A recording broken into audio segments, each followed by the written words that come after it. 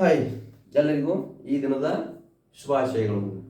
ಎಲ್ಲ ನನ್ನ ಸ್ಪರ್ಧಾರ್ಥಿಗಳಿಗೆ ಮತ್ತೊಮ್ಮೆ ಈ ದಿನದ ಶುಭಾಶಯಗಳನ್ನು ಕೋರುತ್ತಾ, ಈ ದಿನ ನಮ್ಮ ಭಾರತ ಸಂವಿಧಾನದ ಐತಿಹಾಸಿಕ ಹಿನ್ನೆಲೆಗೆ ಕಾರಣೀಭೂತವಾದಂಥ ಬ್ರಿಟಿಷರು ಜಾರಿಗೆ ತಂದಂಥ ಕಾಯ್ದೆಗಳ ಕುರಿತು ಚರ್ಚೆ ಮಾಡಿದ್ವಿ.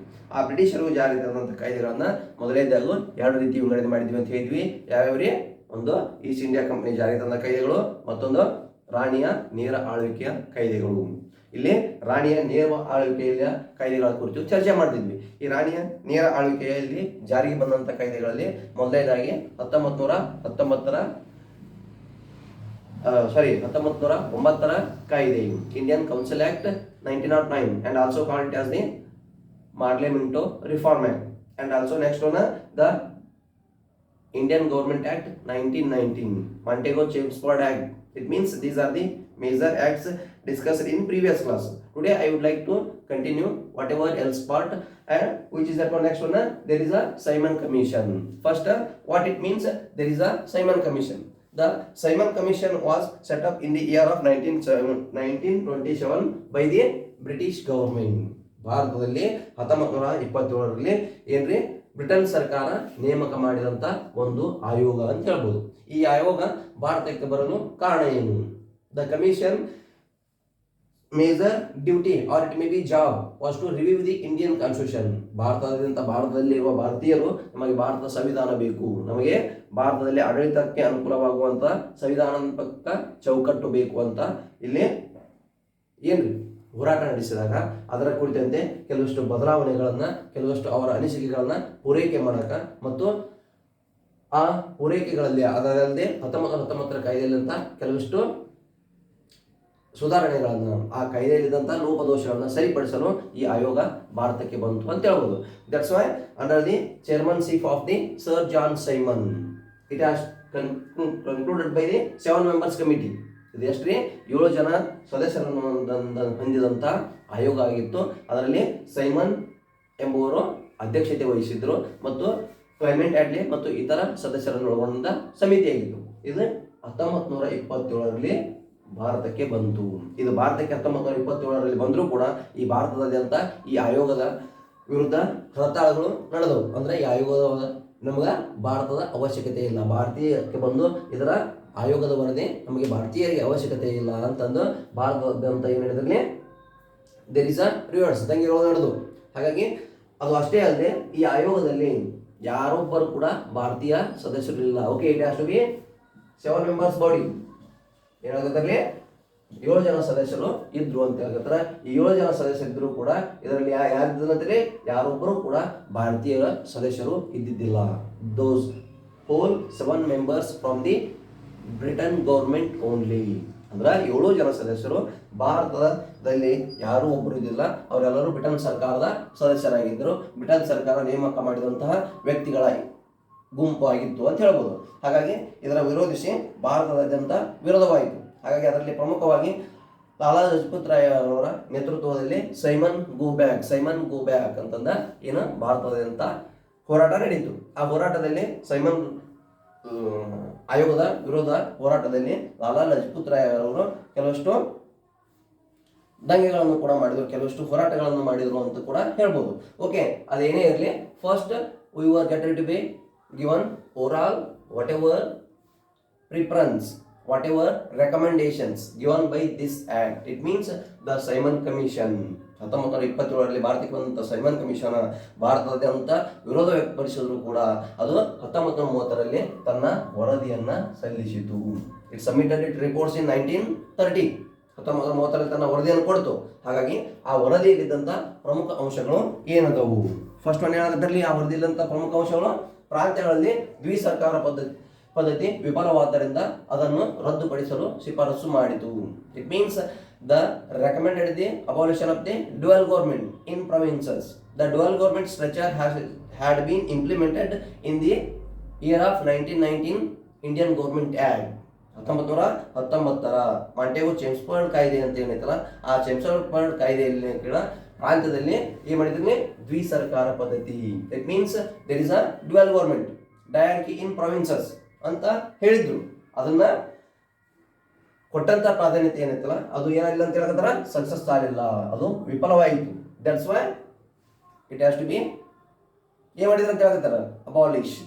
ಅದಕ್ಕಾಗಿನೇ ಅದನ್ನ ತೆಗೆದ್ರು ಅಂತ ಹೇಳ್ತಾರೆ, ಅದನ್ನು ತೆಗಿಬೇಕು ಅಂತಂದು ಶಿಫಾರಸು ಈ ಆಯೋಗ ಮಾಡಿತು ಅಂತ ಹೇಳ್ತಾರೆ ಅವರು. ಓಕೆ, ನೆಕ್ಸ್ಟ್ ಒನ್, ದ ಪ್ರಾಂತೀಯ ಆಡಳಿತದ ಸಂಪೂರ್ಣ ನಿಯಂತ್ರಣ ಮಂತ್ರಿಗಳಿಗೆ ನೀಡಬೇಕು ಮತ್ತು ಆ ಮಂತ್ರಿಗಳು ಶಾಸಕಾಂಗಕ್ಕೆ ಹೊಣೆಗಾರರಾಗಿರಬೇಕು ಎಂಬ ಪ್ರಮುಖವಾದಂತಹ ಶಿಫಾರಸು ಮಾಡಿತು ಅಂತ ಹೇಳ್ತಾರೆ. ಏನಾಗುತ್ತೆ, there is a extension of responsible government in provinces under the control of the provincial legislative ministers. ಏನಂತ ಹೇಳ್ತಾರ, ಪ್ರಾಂತೀಯ ಆಡಳಿತದ ಸಂಪೂರ್ಣ ನಿಯಂತ್ರಣ ಯಾರಲ್ಲಿ ಇರ್ಬೇಕಂತ ಹೇಳ್ತಾರೆ, ಮಂತ್ರಿಗಳಿಗೆ ನೀಡಬೇಕು. ಓಕೆ, ಆ ಮಂತ್ರಿಗಳು ಕೂಡ ಯಾರಿಗೆ ಹೊಣೆಯಾಗಿರಬೇಕು, ಶಾಸಕಾಂಗ. There is a legislative body, the legislative body, the major responsibility have been taken by this board and that's why they are work under the preview of legislature. ಅಂದ್ರೆ ಶಾಸಕಾಂಗದ ಅಧೀನದಲ್ಲಿ ಅವರು ತಮ್ಮ ಪ್ರಾಂತ್ಯದಲ್ಲಿ ತಮ್ಮ ಆಡಳಿತವನ್ನ ನಿರ್ವಹಿಸಬೇಕು.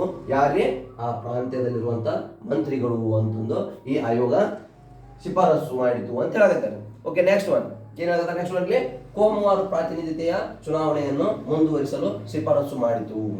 ಏನ್ ಹೇಳ್ಕತ್ತಲ್ಲ, ಸೈಮನ್ ಆಯೋಗ ಕೋಮುವಾರು ಪ್ರಾತಿನಿಧ್ಯತೆಯ ಚುನಾವಣೆ. ಫಸ್ಟ್ ಕೋಮುವಾರು ಪ್ರಾತಿನಿಧ್ಯತೆಯ ಚುನಾವಣೆ ಅಂದ್ರ ಏನ್ರಿ, ಮತೀಯ ಕ್ಷೇತ್ರಗಳ ಮುಂದುವರಿಕೆ. ವಾಟ್ ಇಟ್ ಮೀನ್ಸ್, ಮತೀಯ ಕ್ಷೇತ್ರಗಳ ಮುಂದುವರಿಕೆ ಅಂದ್ರ ಏನ್ರಿ, ಆ ಮತೀಯ ಕ್ಷೇತ್ರಗಳ ಮುಂದುವರಿಕೆ ಅವಶ್ಯಕತೆ ಇತ್ತಾ ಅಥವಾ ಮತೀಯ ಕ್ಷೇತ್ರಗಳ ಮುಂದುವರಿಕೆ ಅಂದ್ರೆ ಏನು? ಅದು ಆಲ್ರೆಡಿ 1919ರ ಕಾಯ್ದೆಯಲ್ಲಿ ಪ್ರಾಧಾನ್ಯತೆ ಕೊಟ್ಟಿದ್ರು. 1919ರ ಕಾಯ್ದೆಯಲ್ಲಿ ಪ್ರಾಧಾನ್ಯತೆ ಕೊಟ್ಟಿದ್ರಲ್ಲ, ಆ ಚುನಾವಣೆ ಪ್ರಕ್ರಿಯೆಯನ್ನ ಮುಂದುವರಿಸಬೇಕು ಅಂತ ಹೇಳಿದ್ರು.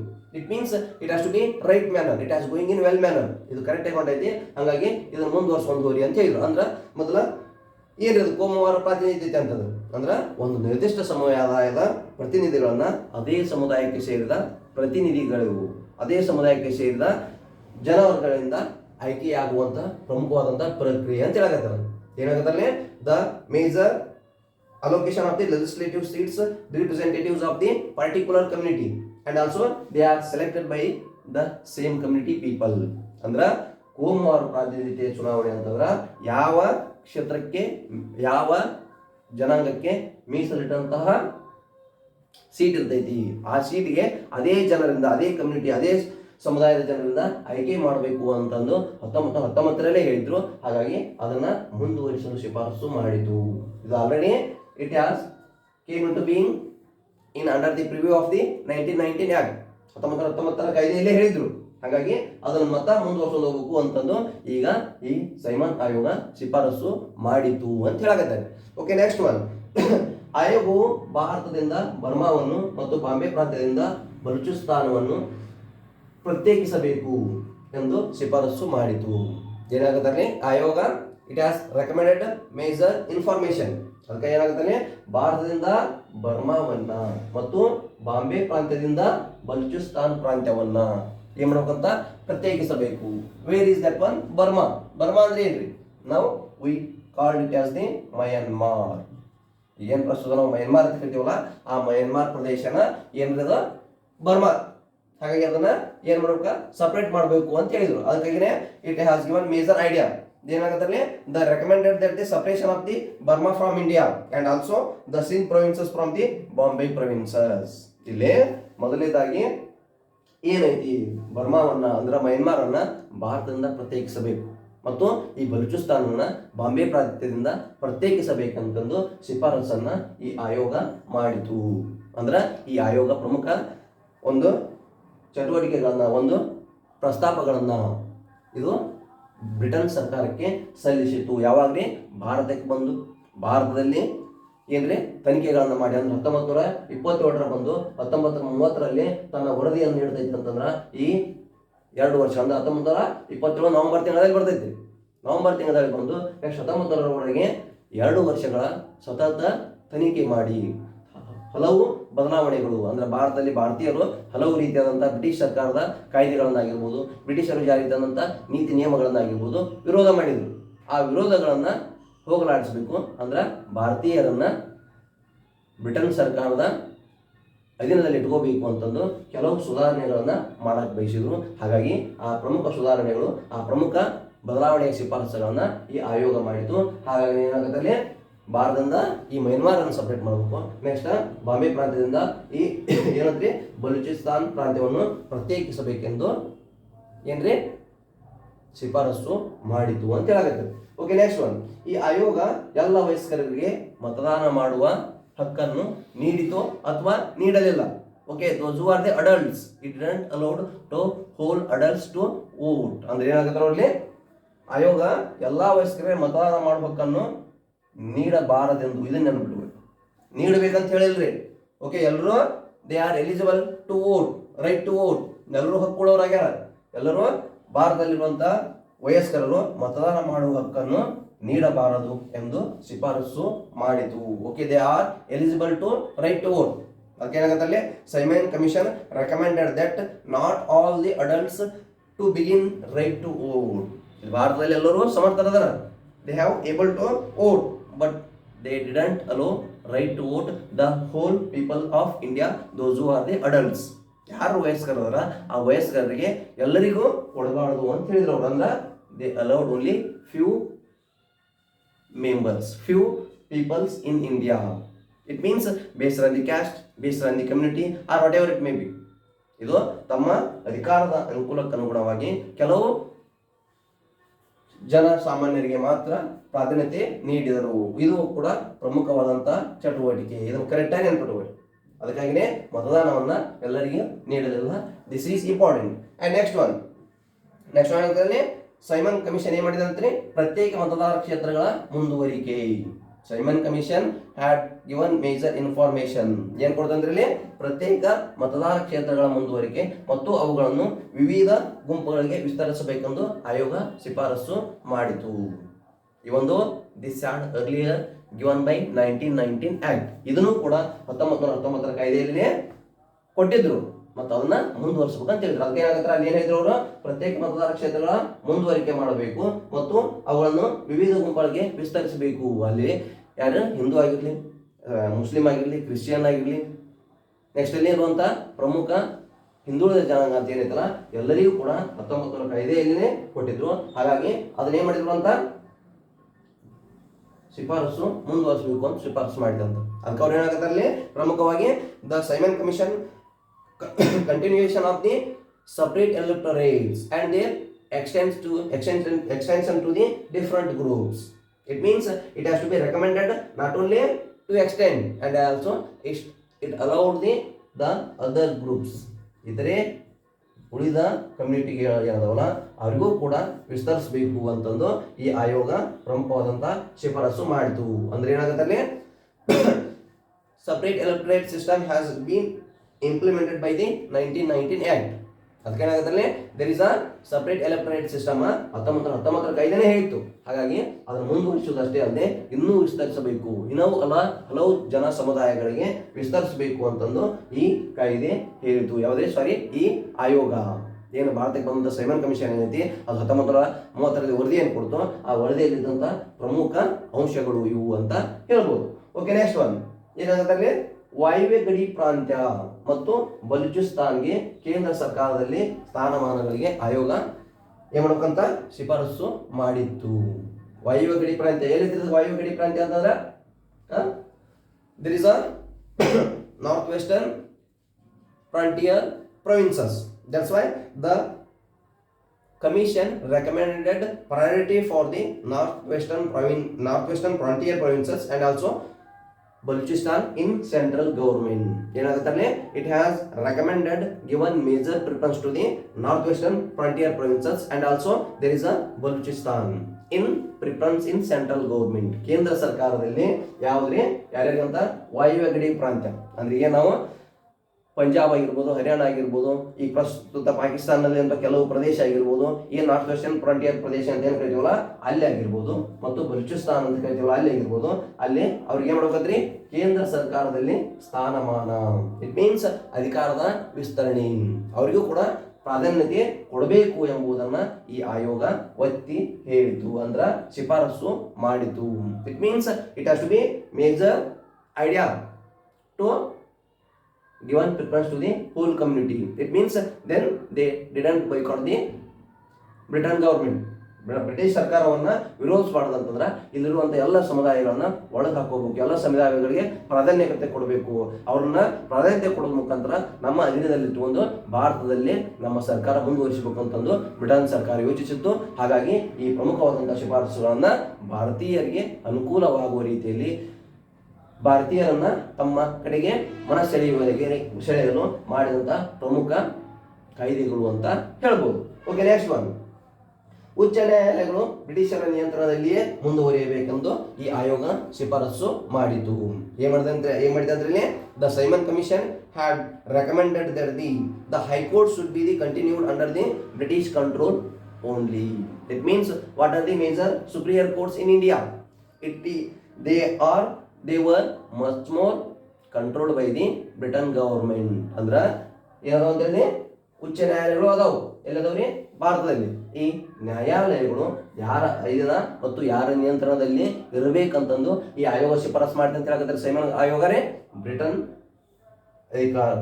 ಸರ್ಕಾರದಲ್ಲಿ, ಅದಕ್ಕೆ ಬ್ರಿಟಿಷರ ನಿಯಂತ್ರಣದಲ್ಲಿ, under the purview and control of the Britain government, ಬ್ರಿಟಿಷರ ಅಧೀನದಲ್ಲೇ ಇರಬೇಕು. ಯಾಕ ಈ ನ್ಯಾಯಾಲಯಗಳು ಸರಿ ತಪ್ಪುಗಳು ನಮ್ಮ ಅನುಕೂಲಕ್ಕೆ ತಕ್ಕಂತೆ ಹೇಳಲಿ ಎಂಬ ಒಂದು ಆಸೆ ಇಚ್ಛೆಯಿಂದ ಅವರು ತಮ್ಮ ಅಧೀನದಲ್ಲಿ ಕೂಡ ಇಟ್ಟುಕೊಂಡ್ರು.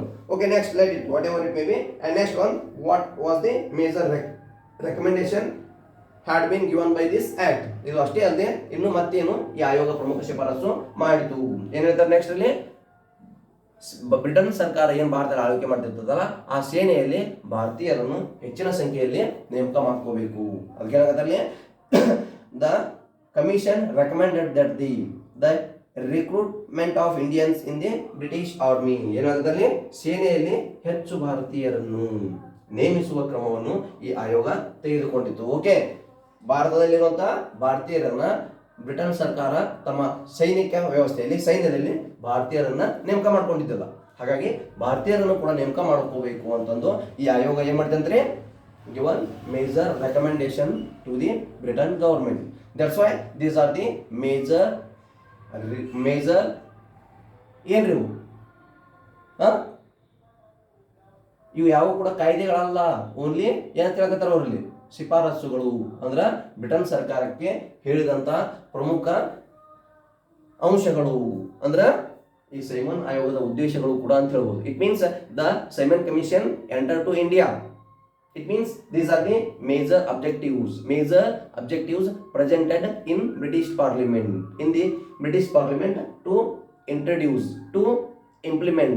These are the major acts necessary in India.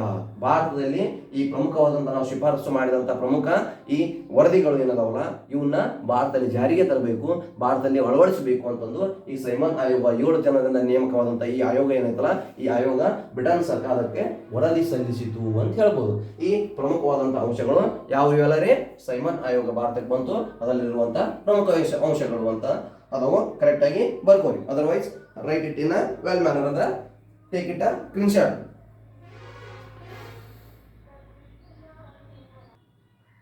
ನೋಡಿ ನೆಕ್ಸ್ಟ್ ಏನಾಗುತ್ತೆ, ಭಾರತದಲ್ಲಿ ಈ ಬ್ರಿಟಿಷರು ತಂದಂತ ಕಾಯ್ದೆಗಳು 1919ರ ಕಾಯ್ದೆ ಆಗಿರ್ಬೋದು ಅಥವಾ 1909ರ ಕಾಯ್ದೆ ಆಗಿರ್ಬೋದು ಅಥವಾ ಈ 1927ರ ಸೈಮನ್ ಆಯೋಗದ ಶಿಫಾರಸುಗಳು ಏನದವು ಇಲ್ಲಿರುವಂತಹ ಪ್ರಮುಖ ವರದಿಗಳು ಏನದವು ಅದನ್ನೆಲ್ಲವನ್ನು ವಿರೋಧಿಸಿ ಭಾರತದಾದ್ಯಂತ ಏನ್ರಲ್ಲೇ ಹೋರಾಟ ಪ್ರಾರಂಭವಾಯಿತು. ಅದಂದ್ರೆ ಭಾರತೀಯರು ವಿರೋಧ ವ್ಯಕ್ತಪಡಿಸಿದಾಗ ಆಗ ಭಾರತದಲ್ಲಿದ್ದಂತ ಪ್ರಮುಖ ವ್ಯಕ್ತಿಗಳು ಅಂದ್ರೆ ಮೋತಿಲಾಲ್ ನೆಹರು ಅವರ ಅಧ್ಯಕ್ಷತೆಯಲ್ಲಿ ಭಾರತದ ಸಂವಿಧಾನ ರಚಿಸುವ ಸಲುವಾಗಿ ಸರ್ವ ಸದಸ್ಯರ ಸಮಿತಿಯನ್ನು ರಚಿಸಿದರು. ಏನ್ ಮಾಡಿದರೆ ಭಾರತದಲ್ಲಿ ಕಾಯ್ದೆಗಳು ಬ್ರಿಟಿಷರು ಇಂಪ್ಲಿಮೆಂಟ್ ಮಾಡಿದ್ರು ಕೂಡ ಭಾರತೀಯರ ಅವಶ್ಯಕತೆಗೆ ತಕ್ಕಂತೆ ಜಾರಿಗೆ ತರುತ್ತಿದ್ದೇವೆ ಎಂಬಂತ ಪ್ರಸ್ತಾಪ ವ್ಯಕ್ತಪಡಿಸಿದ್ರು ಕೂಡ ಅಲ್ಲಿ ಅವು ಯಾವುವು ಕೂಡ ನಮ್ಮ ಭಾರತೀಯರ ಸ್ವಹಿತಾಸಕ್ತಿಯ ಪ್ರಸ್ತಾಪಗಳು ಆಗಿರಲಿಲ್ಲ.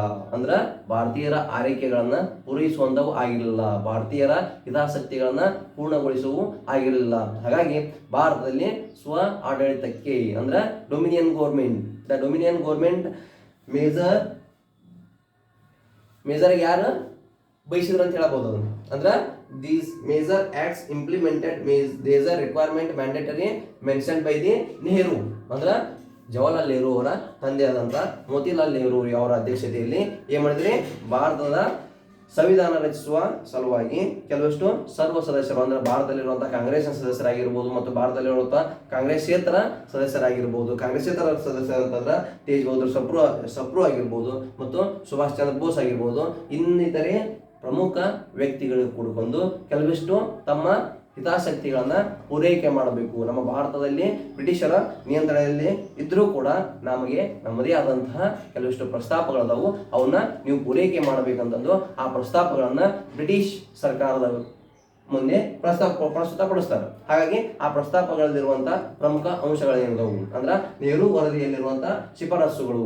It means they are necessity to rule India as per orientation of the Indians. It means the peoples of India, ನಮ್ಮ ಭಾರತ ಹಿತಾಸಕ್ತಿ ಇರ್ತಕ್ಕಂಥ ನಮ್ಮ ಅನಿಸಿಕೆಗಳು ಏನದವು ಅನ್ನೋದನ್ನ ನೆಹರು ವರದಿಯಲ್ಲಿ ಪ್ರಮುಖ ಶಿಫಾರಸು ಮಾಡೋದ್ರ ಮುಖಾಂತರ ಬ್ರಿಟಿಷ್ ಸರ್ಕಾರಕ್ಕೆ ವರದಿ ಸಲ್ಲಿಸಿತು. ಹಾಗಾಗಿ ಅದರಲ್ಲಿರುವಂತಹ ಪ್ರಮುಖ ಶಿಫಾರಸುಗಳು ಏನದವು? ಫಸ್ಟ್ ಏನಂತಂದ್ರೆ ದ ಭಾರತೀಯರಿಗೆ ಡೊಮಿನಿಯನ್ ಸ್ಥಾನ ನೀಡಬೇಕೆಂದು ಪ್ರಸ್ತಾಪಿಸಿತು. The first one, the major proposal to give self-governing authority or ownership to our Indians. It means the dominion ಸ್ಥಾನ. ಡೊಮಿನಿಯನ್ ಅಂತಂದ್ರೆ ಏನು? ಸ್ವ ಅಧಿಕಾರ, ಸ್ವ ಆಡಳಿತ. ಅಂದ್ರೆ ನಮ್ಮ ಭಾರತದಲ್ಲಿ ಆಡಳಿತ ನಾವೇ ಮಾಡ್ಕೋತೀವಿ, ಹಾಗಾಗಿ ನಿಮ್ಮ ಅವಶ್ಯಕತೆ ಇಲ್ಲ. ಓಕೆ, ಭಾರತದಲ್ಲಿ ನಿಮ್ಮ ನಿಯಂತ್ರಣದಲ್ಲಿ ಇರ್ತೀವಿ, ನಿಮ್ಮ ನಿಯಂತ್ರಣದೊಳಗೆ ಸ್ವ ಆಡಳಿತಕ್ಕೆ ಆದ್ಯತೆ ನೀಡಬೇಕು. Okay, we are under the preview of Britain. British government ಏನೈತಲ್ಲ, ನಿಮ್ಮ ಸರ್ಕಾರ ಏನೈತಲ್ಲ, ರಾಣಿಯ ನೇರ ಆಡಳಿತ ಏನೈತಲ್ಲ, ನಿಮ್ಮ ಆಡಳಿತದಲ್ಲಿ ಇದ್ರೂ ಕೂಡ ನಮಗೆ ನಮ್ಮದೇ ಆದಂತ ಸ್ವ ಸರ್ಕಾರ ಬೇಕು.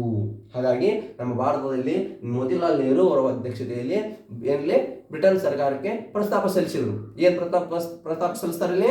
ಸ್ವ ಅಧಿಕಾರ, ಸ್ವ ಆಡಳಿತ, ಅಧಿಕಾರಕ್ಕೆ ಸಂಬಂಧಿಸಿದಂತ ಕೆಲವಷ್ಟು ಪ್ರಮುಖ ಅಂಶಗಳನ್ನುವಂತಹ ಪ್ರಸ್ತಾಪವನ್ನ ಬ್ರಿಟನ್ ಸರ್ಕಾರಕ್ಕೆ ಸಲ್ಲಿಸ್ತಾರೆ. ಅದಕ್ಕೆ ಅವ್ರು ಹೇಳಿದಲ್ಲಿ dominion.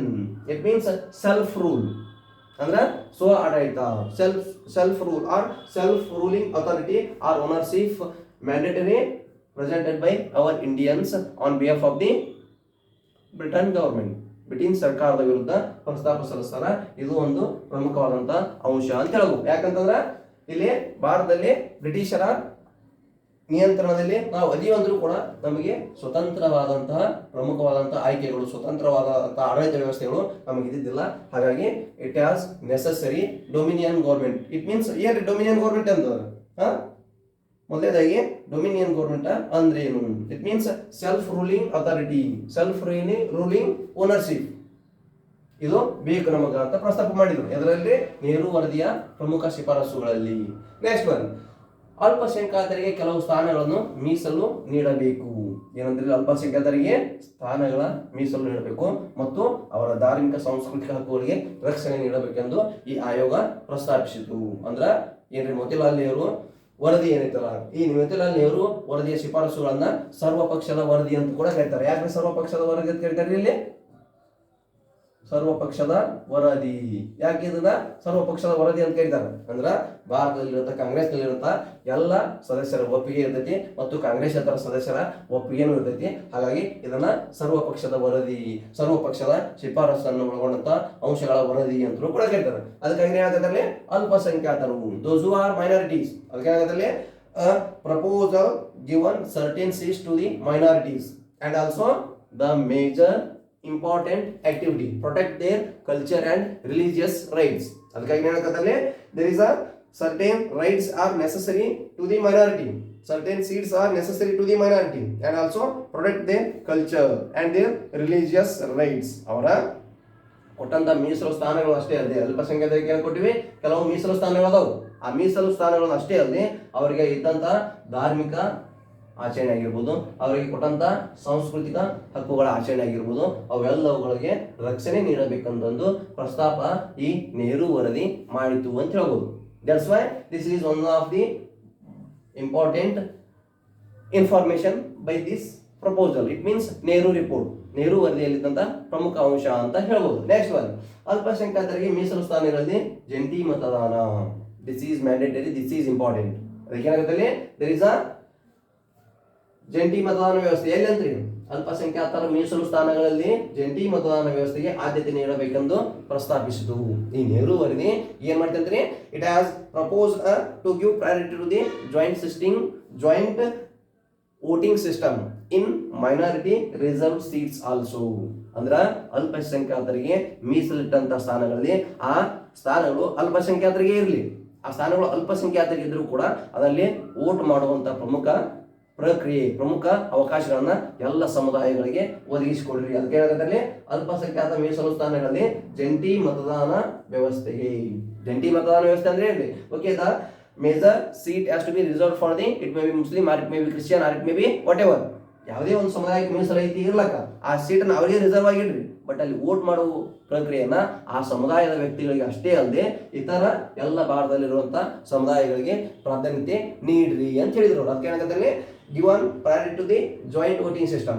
Why? It has to be necessary joint voting system in minority reserved seats. ಈ ಅಲ್ಪಸಂಖ್ಯಾತರಿಗೆ ಇದ್ದಂತಹ ಸ್ಥಾನಗಳು ಮೀಸಲು ಸ್ಥಾನಗಳಲ್ಲಿ ಯಾಕ ಈ ಪ್ರಕ್ರಿಯೆಯನ್ನ ಅಳವಡಿಸಿದರು? ಇಲ್ಲಿ ನೆಹರು ಅವರು ಯಾಕಂದ್ರೆ ಮೋತಿಲಾಲ್ ನೆಹರು ಅವರು ಯಾಕೆ ಈ ಪ್ರಕ್ರಿಯೆಯನ್ನ ಅಳವಡಿಸಿದ್ರು ಅಂತ ಹೇಳ್ಬೋದು. ಇಲ್ಲಿ ಏನಿರ್ಬೋದು ಇದರ ಹಿಂದೆ ಇದ್ದಂತ ಪ್ರಮುಖ ಅಂಶ ಅಂದ್ರ ನಮ್ಮ ಭಾರತದಲ್ಲಿ ಇರುವಂತಹ ಬ್ರಿಟನ್ ಸರ್ಕಾರ ಇದ್ರೂ ಕೂಡ ನಮ್ಮ ಭಾರತೀಯರು ಸದಸ್ಯರು ನಮ್ಮ ಭಾರತದಲ್ಲಿ ಅಂತ ಜನಾಂಗ ಎಲ್ಲರೂ ಒಂದೇ ಇದೀವಿ, ಎಲ್ಲರೂ ಕೂಡ ಒಂದೇ ಸಮುದಾಯದಂತೆ ಇದೀವಿ. Okay, the seats R reserve for the only the minority community. Okay, ಆ ಸೀಟ್ಗಳು ಆ ಪ್ರಾಧಾನ್ಯತೆ ಆಧಾರದ ಮೇಲೆ ಆ ಮೀಸಲು ಸ್ಥಾನಗಳು ಅವ್ರಿಗೆ ಇದ್ರು ಕೂಡ ಆ ಮೀಸಲು ಸ್ಥಾನಗಳಲ್ಲಿ ಜಂಟಿ ಮತದಾನ ವ್ಯವಸ್ಥೆ ಕಲ್ಪಿಸಿಕೊಡ್ರಿ ಅಂತ ಹೇಳ್ತಾರ ಅಂತಂದ್ರೆ ಅದರಲ್ಲಿ ಪ್ರಮುಖವಾದಂಥ ಅಂಶ ಏನಿರ್ಬೋದ್ರಿ ಇಲ್ಲಿ ಭಾರತೀಯದಲ್ಲಿರುವಂತಹ ಎಲ್ಲ ಸಮುದಾಯಗಳು ಒಂದೇ, ಎಲ್ಲ ಸಮುದಾಯದ ಪ್ರಾಧಾನ್ಯತೆ ಐತಿ ಅಂತ ತೋರಿಸ್ಕೊಡ್ಬೇಕಾಗಿರ್ತೈತಿ. ಹಾಗಾಗಿ ಆ ಅಲ್ಪಸಂಖ್ಯಾತರ ಸ್ಥಾನಗಳಲ್ಲಿ ಜಂಟಿ ಮತದಾನ ವ್ಯವಸ್ಥೆಗೆ ಆದ್ಯತೆ ನೀಡಬೇಕು. ಮೊದಲು ಹೇಳಿದ್ರೆ ಅಲ್ಪಸಂಖ್ಯಾತರಿಗೆ ಕೆಲವು ಸ್ಥಾನಗಳನ್ನು ಮೀಸಲಿಡಬೇಕು. ಓಕೆ, ಮೀಸಲೇನೋ ಇಟ್ರು, ಆ ಮೀಸಲೇನೋ ಆ ಸಮುದಾಯಕ್ಕೆ ಇಡಲಿ. ಆ ಮೈನಾರಿಟಿ ಪೀಪಲ್ ಅಂತ ಏನದಲ್ಲ, ಆ ಮುಸ್ಲಿಂ ಕಮ್ಯುನಿಟಿ ಆಗಿರ್ಬೋದು, ಸಿಖ್ ಕಮ್ಯುನಿಟಿ ಆಗಿರ್ಬೋದು, ಕ್ರಿಶ್ಚಿಯನ್ ಆಗಿರ್ಬೋದು, ಯಾರದಲ್ಲ they seats are reserved for the community only, even though the voting power given to the whole people of Indians. ಅದೇನಾಗದಲ್ಲಿ ಜಂಟಿ ಮತದಾನ ವ್ಯವಸ್ಥೆ ಈಗೇನ್ರಿ ಸಿಂಪಲ್ ಆಗಿ ಜಂಟಿ ಮತದಾನ ವ್ಯವಸ್ಥೆ ಅಂದ್ರೆ ಏನ್ರಿ ಒಂದು ಸಮುದಾಯಕ್ಕೆ ಸೀಟ್ ಕೊಡೋಕೆ ರಿಸರ್ವ್ ಅಂತ ಇಡಬೇಕು. ಅಂದ್ರೆ ಈಗ ಒಂದು ಮುಸ್ಲಿಂ ಸಮುದಾಯ ಆಗಿರ್ಬೋದು ಅಥವಾ SC ST ಕಮ್ಯುನಿಟಿ ಆಗಿರ್ಬೋದು ಒಂದು ಸೀಟ್ನ ಅವರಿಗೆ ರಿಸರ್ವ್ ಆಗಿ ಇಟ್ವಿ. ಓಕೆ, ಅಲ್ಲಿ ಬೇರೆ ಯಾವ ವ್ಯಕ್ತಿಗಳನ್ನು ನಿಂದ್ರಕ್ಕೆ ಬರಲ್ಲ, ಅಲ್ಲಿ ಅದೇ ವ್ಯಕ್ತಿನೇ ಪ್ರತಿನಿಧಿಸಬೇಕು. ಆ ವ್ಯಕ್ತಿ ಪ್ರತಿನಿಧಿಸಿದ್ರು ಕೂಡ ಆ ವ್ಯಕ್ತಿ ಸಮುದಾಯದ ದವರೇ ವೋಟ್ ಹಾಕಿದೆ, ಎಲ್ಲ ಸಮುದಾಯದ ವ್ಯಕ್ತಿಗಳು ವೋಟ್ ಹಾಕೋದ್ರ ಮುಖಾಂತರ ಎಲ್ಲ ಸಮುದಾಯದ ವ್ಯಕ್ತಿಗಳು ವೋಟ್ ಮಾಡೋದ್ರ ಮುಖಾಂತರ ಅಲ್ಲೇ ಆಯ್ಕೆ ಮಾಡುವಂತ ಪ್ರಕ್ರಿಯೆಯನ್ನ ಒದಗಿಸಿಕೊಡ್ರಿ ಅಂತ ಹೇಳಿದ್ರು. This is major important proposal recommended by the Nehru report, Nehru proposal. ಅದಕ್ಕೆ ಅವ್ರು ಹೇಳೋದ್ರಲ್ಲಿ the priority to the joint voting system in minority reserved seats also. The seats are reserved for the only minority people. Okay, the seats reserved it let them only, but the voting power led to the whole people of Indians. ಅದಕ್ಕಾಗಿ ಇದು ಪ್ರಮುಖವಾದಂತ ಅಂಶ. ಇದರಿಂದ ಪ್ರಮುಖ ತಿಳಿದು ಬರುವಂತ ಅಂಶ ಏನ್ರಿ ಅಂದ್ರೆ ನಮ್ಮ ಭಾರತದಲ್ಲಿರುವಂತ ಎಲ್ಲ ಭಾರತೀಯರು ಒಂದುಗೂಡಿಸುವುದು, ಎಲ್ಲ ಭಾರತೀಯರ ಪ್ರಾಧಾನ್ಯತೆಯನ್ನ ಗುರುತಿಸುವುದು, ನಮ್ಮ ಭಾರತೀಯರೆಲ್ಲರೂ ಒಂದೇ ಅಂದು ಅವರಿಗೆ ತೋರಿಸಿಕೊಡುವುದು ಪ್ರಮುಖವಾಗಿರ್ತೈತಿ. ಹಾಗಾಗಿ ಇದು ಪ್ರಮುಖವಾದ ಅಂಶ. ನೆಕ್ಸ್ಟ್ ಒನ್, ಭಾರತೀಯರಿಗೆ ಮೂಲಭೂತ ಹಕ್ಕುಗಳನ್ನು ಒದಗಿಸಬೇಕೆಂದು ಪ್ರಸ್ತಾಪ. ಏನಾಗುತ್ತೆ ನೆಕ್ಸ್ಟ್ ಅಲ್ಲಿ ಭಾರತೀಯರಿಗೆ ಪ್ರಮುಖವಾಗಿ ಹಕ್ಕುಗಳನ್ನ ಒದಗಿಸ್ಬೇಕಂದ್ರಿ. ಏನ್ರಿ ಮೂಲಭೂತ ಹಕ್ಕುಗಳು ಅಂತಂದ್ರೆ The proposal recommended to provide the major fundamental rights to the Indians. It has to be major proposal given major preference to the fundamental rights to the people of India. ಭಾರತದಲ್ಲಿರುವಂತಹ ಭಾರತೀಯರಿಗೆ ಮೂಲಭೂತ ಹಕ್ಕುಗಳನ್ನ ಒದಗಿಸಬೇಕು. ಏನ್ರಿ ಆ ಮೂಲಭೂತ ಹಕ್ಕುಗಳು ಅಂತಂದ್ರೆ ಆ ಮೂಲಭೂತ ಹಕ್ಕುಗಳು ಯಾವುವು? It means there is a right to live, right to equality and right to vote. ಅಂದ್ರೆ ಇಲ್ಲಿ ಸಮಾನತೆ ಹಕ್ಕು, ಸ್ವಾತಂತ್ರ್ಯದ ಹಕ್ಕು, ಅಂದ್ರೆ ಇಲ್ಲಿ ಸ್ವಹಿತಾಸಕ್ತಿಯ ಮೇರೆಗೆ ನಮಗೆ ಕೊಟ್ಟಂತ ಮತದಾನ ಹಕ್ಕು ಆಗಿರ್ಬೋದು, ಅಥವಾ religious rights. You can belongs to the whatever community, you can get to be celebrate whatever festivals, whatever decisions as your own interest. ವಿವಿಧ ಸಮುದಾಯಗಳು ಭಾರತದಲ್ಲಿ ಇದ್ದಾವು. ಹಾಗಾಗಿ ಆ ವಿವಿಧ ಸಮುದಾಯಗಳು ತಮಗೆ ತಿಳಿದಂತಹ ಜಾತಿ ಪದ್ಧತಿಯ, ತಮಗೆ ತಿಳಿದಂತಹ ಧರ್ಮಗಳನ್ನ ಆಚರಣೆ ಮಾಡಲಿ ಆಗಿರ್ಬೋದು. ಅಥವಾ next one right to given your own opinion and also right to education. ಮತದಾನದ ಹಕ್ಕಾಗಿರ್ಬೋದು ಅಥವಾ ಶಿಕ್ಷಣದ ಹಕ್ಕಾಗಿರ್ಬೋದು, ಇವೆಲ್ಲವುಗಳ ಹಕ್ಕುಗಳನ್ನು ನಮ್ಮ ಭಾರತೀಯರಿಗೆ ಒದಗಿಸಿಕೊಡಬೇಕು ಅಂತಂದು ಪ್ರಸ್ತಾಪವನ್ನ ಈ ನೆಹರು ವರದಿಯಲ್ಲಿ ಪ್ರಮುಖವಾಗಿ ಶಿಫಾರಸು ಮಾಡಿತ್ತು ಅಂತ ಹೇಳಕತ್ತಾರೆ. That's why this is also one more important factor from the Nehru proposal. ಯಾಕೆ ಸರ್ವಪಕ್ಷದ ವರದಿ ಅಂತ ಕರೀತಾರ? ಎಲ್ಲ ಸಮುದಾಯವನ್ನು ಒಳಗೊಂಡಂತೆ ಎಲ್ಲ ಸಮುದಾಯಕ್ಕೆ ಪ್ರಾಧಾನ್ಯತೆ ಕೊಡುವಂತ ಪ್ರಮುಖ ಅಂಶಗಳನ್ನ ಇದು ಒಳಗೊಂಡಿತ್ತು. ಅದಕ್ಕೆ ನೋಡ್ರಿ ಏನಾಗುತ್ತೆ, ಮೈನಾರಿಟಿ ಯಾರಾದ್ರ ಅವರಿಗೆ ಕೆಲವಷ್ಟು ಮೀಸಲು ಸ್ಥಾನಗಳನ್ನು ಮೀಸಲಿಡಬೇಕಂತ ಹೇಳಿದ್ರು. ಓಕೆ, ಮೀಸಲು ಸ್ಥಾನಗಳು ಇಟ್ಟರು ಕೂಡ ಅವ್ರ ಧಾರ್ಮಿಕ ಸಾಂಸ್ಕೃತಿಕ ಹಬ್ಬ ಆಚರಣೆಗಳು ಮಾಡ್ಕೋಬೇಕಂತ ಹೇಳಿದ್ರು. ಆ ಧಾರ್ಮಿಕ ಆಚರಣೆಗಳು ಮಾಡಿ ನೆಕ್ಸ್ಟ್ ಆ ಮೀಸಲು ಸ್ಥಾನಗಳಲ್ಲಿ ವ್ಯಕ್ತಿಗಳು ಅವರೇ ಇರಲಿ, ಬಟ್ ಅಲ್ಲಿ ವೋಟ್ ಮಾಡುವ ಅಧಿಕಾರ ಆ ಕಮ್ಯುನಿಟಿ ಜನಕ್ಕೆ ಅಷ್ಟೇ ಅಲ್ಲದೆ ಎಲ್ಲರಿಗೂ ನೀಡಬೇಕಂತ ಹೇಳಿದ್ರು. ನೆಕ್ಸ್ಟ್ ಮೂಲಭೂತ ಹಕ್ಕುಗಳನ್ನು ಒದಗಿಸಬೇಕಂತ ಹೇಳಿದ್ರು. ನೆಕ್ಸ್ಟ್ ಸಾರ್ವತ್ರಿಕ ವಯಸ್ಕ ಮತದಾನದ ಮೂಲಕ ಚುನಾವಣೆ ನಡೆಸಬೇಕು. It means it has been necessary. ಸಾರ್ವತ್ರಿಕ ವಯಸ್ಕ ಮತದಾನದ ಮೂಲಕ ಚುನಾವಣೆ. Okay, the election has to be conducted. The major recommendation to hold elections through the universal adult suffrage. ಏನಾಗುತ್ತೆ, ಎಲೆಕ್ಷನ್ ನಡೆದಿದ್ದಿಲ್ಲಿ. ಈ ಎಲೆಕ್ಷನ್ ನಡಿಬೇಕಾಗಿತ್ತು ಅಂತಂದ್ರೆ ಇಲ್ಲಿ ವಯಸ್ಕರಿರಬೇಕು ಹೊರತಾಗಿ not adulthood necessary.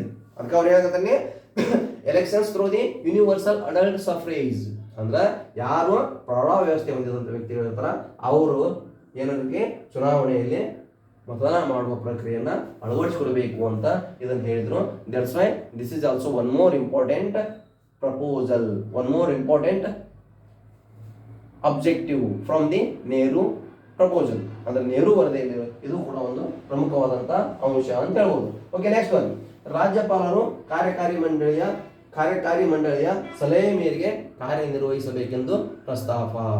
The major recommendation or major proposal, the governor should act on the advice of executive council in their provinces.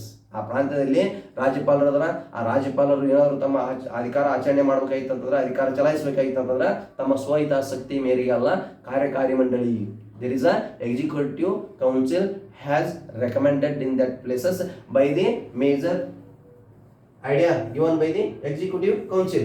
As per the orientation of the executive council, then you perform your rules, then you perform your powers, then you perform your authority. ಅದಕ್ಕೆ ಅವ್ರು ಏನಾಗುತ್ತೆ, ರಾಜ್ಯಪಾಲರು ಕಾರ್ಯಕಾರಿ ಮಂಡಳಿಯ, ಈ ಕಾರ್ಯಕಾರಿ ಮಂಡಳಿ ಏನೈತಲ್ಲ ಅವರ ಸಲಹೆಯ ಮೇರೆಗೆ ಕಾರ್ಯನಿರ್ವಹಿಸಬೇಕು ಅಂತಂದು ಹೇಳಿದ್ರು. ಯಾರ ವರದಿಯಲ್ಲಿ ಪ್ರಸ್ತಾಪ ಮಾಡಿದ್ರದನ್ನ?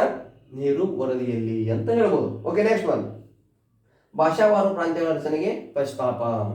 ಭಾರತದಲ್ಲಿ ರಾಜ್ಯಗಳ ರಚನೆ ಆಗಬೇಕಾಗೈತಿ. ಯಾಕೆ? It means it has to be a wider, ವಿಶಾಲವಾದಂಥ ರಾಷ್ಟ್ರ ಭಾರತ. ಹಾಗಾಗಿ ಇಲ್ಲಿ ಏನ್ ಮಾಡಬೇಕು, ಪ್ರಾಂತ್ಯಗಳ ರಚನೆ ಆಗಬೇಕು. ವಿವಿಧ ಸಮುದಾಯದ ಐತಿ, ವಿವಿಧ ಭಾಷೆಗಳ ಮಾತನಾಡುವ ಜನರು ಅದಾರ. It means more than 1500 languages had been speaking in India. 1500ಕ್ಕೂ ಹೆಚ್ಚು ಭಾಷೆಗಳನ್ನು ಮಾತಾಡ್ತಾರೆ. ಅದರಲ್ಲಿ 143 ಪ್ರಮುಖ ಭಾಷೆಗಳು. ಆ 143 ಪ್ರಮುಖ ಭಾಷೆಗಳಲ್ಲಿ 22 ಭಾಷೆಗಳು ಪ್ರಸ್ತುತ ಏನದವ್ರಲ್ಲಿ 8ನೇ ಅನುಸೂಚಿಯಲ್ಲಿ ಅದಾವು. The 18th schedule had 22 languages. 22 ಸಂವಿಧಾನಿಕ ಭಾಷೆಗಳು ಅಂತ 8ನೇ ಅನುಸೂಚಿಯಲ್ಲಿ ಅದಾವು ಅಂತಂದ್ರೆ ಆಗ ಭಾರತದಲ್ಲಿ ಭಾಷೆ ಪ್ರಮುಖವಾಗಿತ್ತು. ಹಾಗಾಗಿ ಭಾಷಾ ಆಧಾರದ ಮೇಲೆ ಪ್ರಾಂತ್ಯಗಳನ್ನ ರಚನೆ ಮಾಡಬೇಕೆಂಬ ಪ್ರಸ್ತಾಪವನ್ನ ನೆಹರು ವರದಿಯಲ್ಲಿ ಶಿಫಾರಸು ಮಾಡಿದ್ರು ಅಂತ ಹೇಳಬೇಕು. That's why there is a major proposal to creation of provinces on the linguistic manner. ಅಂದ್ರೆ ಭಾಷಾ ಆಧಾರದ ಮೇಲೆ. ಹಾಗಾಗಿ ಭಾರತದಲ್ಲಿಯೂ ಕೂಡ ನೆಕ್ಸ್ಟ್ ಭಾರತ ಸ್ವತಂತ್ರ ಸಿಕ್ಕಿಂದ ಭಾಷಾ ಆಧಾರದ ಮೇಲೆ ಫಜಲ್ ಅಲಿ ಸಮಿತಿ 1953ರಲ್ಲಿ ಕೊಟ್ಟಂತ ವರದಿಯನ್ನು ಆಧರಿಸಿ ಭಾಷಾ ಆಧಾರದ ಮೇಲೆ ನೆಕ್ಸ್ಟ್ ರಾಜ್ಯಗಳು ರಚನೆ ಆದವು. ಹಾಗಾಗಿ ಮೊದಲ ರಾಜ್ಯ ಯಾವುದೇ ಆಂಧ್ರ ಪ್ರದೇಶ್ ರಚನೆ ಆಯ್ತಲ್ಲ ಅದು ಕೂಡ ಭಾಷಾ ಆಧಾರದ ಮೇಲೆ. ಅಂದ್ರೆ ಈ ಪ್ರಕ್ರಿಯೆ ಎಲ್ಲ ನಮ್ಮ ಭಾರತೀಯರಿಗೆ ಸ್ವತಂತ್ರ ಹೋರಾಟದಲ್ಲಿ ಪಾಲ್ಗೊಂಡಂತ ಪ್ರಮುಖ ವ್ಯಕ್ತಿಗಳಲ್ಲಿ ಈ ಪ್ರಮುಖ ಪ್ರಕ್ರಿಯೆ ಮೊದಲೇ ತಿಳಿದಿತ್ತು. ಹಾಗಾಗಿ ಇದರ ಪ್ರಸ್ತಾಪವನ್ನ ಏನ್ರಿ ಬ್ರಿಟನ್ ಸರ್ಕಾರಕ್ಕೆ ಸಲ್ಲಿಸಿದ್ರು. ಹಾಗಾಗಿ ಸ್ವತಂತ್ರ ಸಿಕ್ಕಿಂದು ಕೂಡ ಭಾಷಾ ಆಧಾರದ ಮೇಲೆ ರಾಜ್ಯಗಳು ರಚನೆ ಆದವು ಅಂತ ಹೇಳ್ಬೋದು. ಓಕೆ, ನೆಕ್ಸ್ಟ್ ಒನ್, ನೆಹರು ವರದಿಯಲ್ಲಿನ ಅಂಶಗಳನ್ನು ಅವಲೋಕಿಸಿದ ಪ್ರಮುಖ ಕಾಂಗ್ರೆಸ್ ನಾಯಕರಲ್ಲಿ ಬಿರುಕು ಉಂಟಾಯಿತು. ಏನಾಗುತ್ತೆ, those who are the nationalist who reviewed the points in the Nehru report and there is a major cause which is that one, rift in Congress. ಇಲ್ಲಿ ನೆಹರು ವರದಿಯಲ್ಲಿರುವಂತಹ ಪ್ರಮುಖ ಅಂಶಗಳನ್ನು ನೋಡಿದ್ರು. ಆ ನೆಹರು ವರದಿಯಲ್ಲಿರುವಂತಹ ಪ್ರಮುಖ ಅಂಶಗಳನ್ನ ನೋಡಿ ಕೆಲವು ಕಾಂಗ್ರೆಸ್ಸಿಗರಲ್ಲಿ ಏನುಂಟಾಯ್ತಂದ್ರೆ ಇಲ್ಲಿ ಗೊಂದಲ ಉಂಟಾಯಿತು. ಈ ಗೊಂದಲಗಳನ್ನ ಹೋಗಬೇಕಾಗಿತ್ತು ಅಂತಂದ್ರೆ ಅಲ್ಲಿ ಹಲವು ಬದಲಾವಣೆಗಳು ಮಾಡಬೇಕಾಗಿತ್ತು. ಯಾಕೆ ಹಲವು ಬದಲಾವಣೆ ಮಾಡಬೇಕಾಗಿತ್ತು? ಈ ಮೋತಿಲಾಲ್ ನೆಹರು ಅವರನ್ನು ಒಳಗೊಂಡಂತ ಈ ಕಾಂಗ್ರೆಸ್ ಸಮಿತಿಯ ಸದಸ್ಯರಾಗಿರ್ಬೋದು, ಇತರೆ ಸದಸ್ಯರಾಗಿರ್ಬೋದು, ಅವರ ಬೇಡಿಕೆ ಯಾವ ರೀತಿ ಇತ್ತಂದ್ರೆ ಮಂದಗಾಮಿಗಳು, ಕ್ರಾಂತಿಕಾರಿಗಳು, ತೀವ್ರಗಾಮಿಗಳು ಅಂತ ಏನದವಲ್ಲ, ಆ ಮೂರು ರೀತಿಯಲ್ಲಿ ಇವರ ಬೇಡಿಕೆಗಳು ಮಂದಗಾಮಿಗಳು. ಅಂದ್ರೆ ಇದರಲ್ಲಿರುವಂತಹ ಪ್ರಮುಖ ವ್ಯಕ್ತಿಗಳು ಕೂಡ ಮಂದಿಗಾಮಿಗಳ ಸಿದ್ಧಾಂತಗಳನ್ನ, ಮಂದಗಾಮಿಗಳ ತತ್ವಗಳನ್ನ ಒಳಗೊಂಡ ವ್ಯಕ್ತಿಗಳಾಗಿದ್ರು. ಹಾಗಾಗಿ ಈ there is no more violation, ಇದರಲ್ಲಿ ಯಾವುದೇ ರೀತಿಯಾದಂತಹ ನಿರ್ದಿಷ್ಟವಾದಂತಹ ಹೋರಾಟದ ಪ್ರಕ್ರಿಯೆ ಇರಲಿಲ್ಲ, ಕೇವಲ ಏನಿದ್ದು ರಿಕ್ವೆಸ್ಟ್ ಇತ್ತು ಅಂತ ಹೇಳಕತ್ತಾರೆ. ಈ ರಿಕ್ವೆಸ್ಟ್ಗೆ ಬ್ರಿಟಿಷರು ತಲೆಬಾಗುವುದಿಲ್ಲ, ಹಾಗಾಗಿ ಅದನ್ನು ಅವಲೋಕಿಸುವಂತಹ ಪ್ರಮುಖ ಚಟುವಟಿಕೆ ಬೇಕಾಗಿಲ್ಲ ಅಂತಂದು ಭಾರತದಲ್ಲಿರುವಂತಹ ಪ್ರಮುಖ ಕ್ರಾಂತಿಕಾರಿಗಳು ಯಾರಿಗಿರ್ಬೋದು, ಜವಾಹರ್ಲಾಲ್ ನೆಹರು ಆಗಿರ್ಬೋದು, ಸುಭಾಷ್ ಚಂದ್ರ ಬೋಸ್ ಆಗಿರ್ಬೋದು, ಸ್ವತಃ ಸುಭಾಷ್ ಚಂದ್ರ ಬೋಸ್ ಅವರೇ ತಮ್ಮ ತಂದೆಯಾದಂತಹ ನೆಹರು ಮೋತಿಲಾಲ್ ನೆಹರು ಅವರ ಕೊಟ್ಟಂತ ವರದಿ ಶಿಫಾರಸನ್ನೇ ವಿರೋಧಿಸಿದ್ರು ಅಂತ ಹೇಳ್ಬೋದು. ಅದಕ್ಕಾಗಿ ಏನಾಗುತ್ತೆ, ನೆಹರು ವರದಿಯಲ್ಲಿನ ಅಂಶಗಳನ್ನು ಅವಲೋಕಿಸಿದ ಪ್ರಮುಖ ಕಾಂಗ್ರೆಸ್ ನಾಯಕರಲ್ಲಿ ಬಿರುಕು.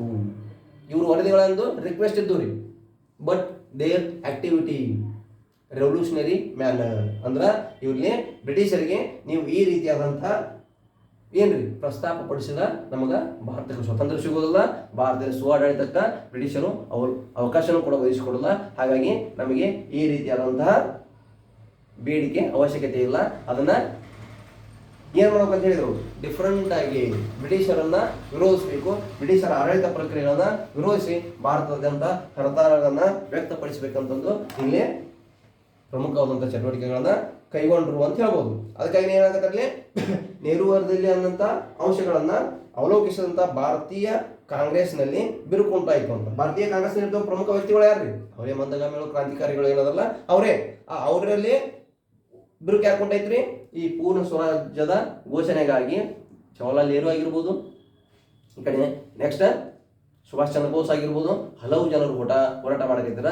ಇವರು ಡೊಮಿನಿಯನ್ ಸ್ಥಾನಮಾನ, ಬ್ರಿಟಿಷರ ನಿಯಂತ್ರಣದಲ್ಲಿ ನಮಗೆ ಸ್ವ ಆಡಳಿತಕ್ಕೆ ಅವಕಾಶ ಕೊಡ್ರಿ ಅಂತಂದು ನೆಹರು ವರದಿಯಲ್ಲಿದ್ರ ಅವರ ಮಗನಾದಂಥ ಯಾರೇ ಜವಾಹರ್ಲಾಲ್ ನೆಹರು ಆಗಿರ್ಬೋದು, ಇತರೆ ಕ್ರಾಂತಿಕಾರಿಗಳಾಗಿರ್ಬೋದು, ಅವರಲ್ಲಿಗೆ ಈ ರೀತಿ ಭಿಕ್ಷೆ ಬಿಡುವುದು ಅವಶ್ಯಕತೆ ಇಲ್ಲ.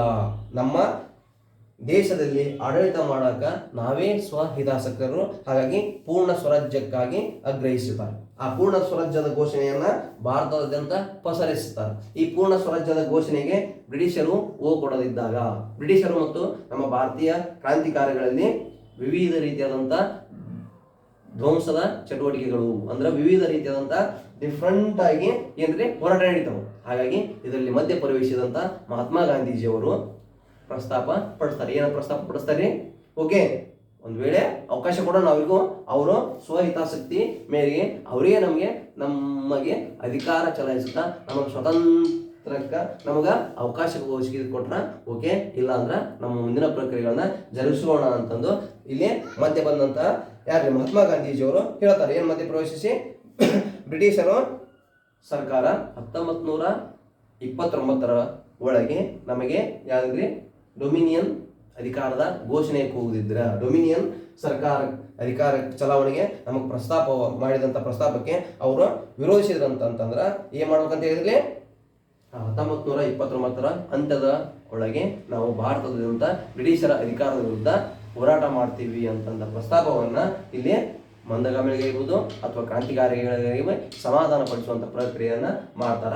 ಹಾಗಾಗಿ ಇದರಲ್ಲಿರುವಂತಹ ಪ್ರಮುಖ ಅಂಶಗಳು ಇಷ್ಟು ನೋಡ್ಕೊಂಡ್ರೆ ಸಾಕ್ರಿ. ಅದಕ್ಕೆ ಏನಾಗತ್ತಲ್ಲಿ ಕಾಂಗ್ರೆಸ್ನಲ್ಲಿ ಪೂರ್ಣ ಸ್ವರಾಜ್ಯದ ಘೋಷಣೆ ಇರಲಿಲ್ಲ.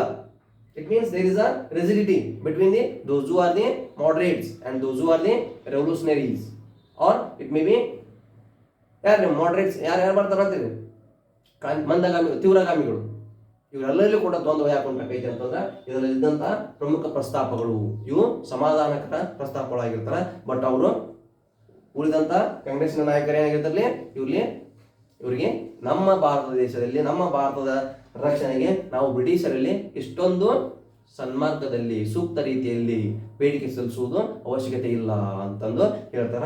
ಹಾಗಾಗಿ ಪ್ರಮುಖವಾಗಿ ಈ ಅಂಶಗಳನ್ನು ನೋಡ್ಕೋಬೇಕು. ಇವು ಭಾರತದಲ್ಲಿ ಸಂವಿಧಾನ ರಚನೆಗೆ ಕಾರಣೀಭೂತವಾದಂಥ ಅಂಶಗಳು ಅಂತ ಒಂದು ಕಡೆ ಹೇಳಿದ್ರೆ, ನೆಕ್ಸ್ಟ್ 10ನೇ ಕ್ಲಾಸಿಗೆ the impact of the British rule India, ಭಾರತದಲ್ಲಿ ಬ್ರಿಟಿಷರು ಆಡಳಿತ ಮಾಡಿದ ನಂತರ ಬ್ರಿಟಿಷರು ಮಾಡಿದ ಆಡಳಿತದ ಪ್ರಮುಖ ಪರಿಣಾಮಗಳೇನು ಅಂತಂದು ಅಲ್ಲಿ ಕೂಡ ಬರ್ತಾವೆ. ಹಾಗಾಗಿ ಇದು SSLC ವಿದ್ಯಾರ್ಥಿಗಳಾಗಿರ್ಬೋದು ಅಥವಾ ಸ್ಪರ್ಧಾತ್ಮಕ ಪರೀಕ್ಷೆ ನಡೆಸುತ್ತಿದ್ದ ವಿದ್ಯಾರ್ಥಿಗಳಾಗಿರ್ಬೋದು, ಎಲ್ಲರಿಗೂ ಕೂಡ ಪ್ರಮುಖವಾಗಿ ಅವಶ್ಯಕವಾದಂಥ ಅಂಶಗಳು ಅಂತ ಹೇಳ್ತಾ ಈ ಅಂಶಗಳನ್ನ ಕರೆಕ್ಟಾಗಿ ಬರ್ಕೋರಿ.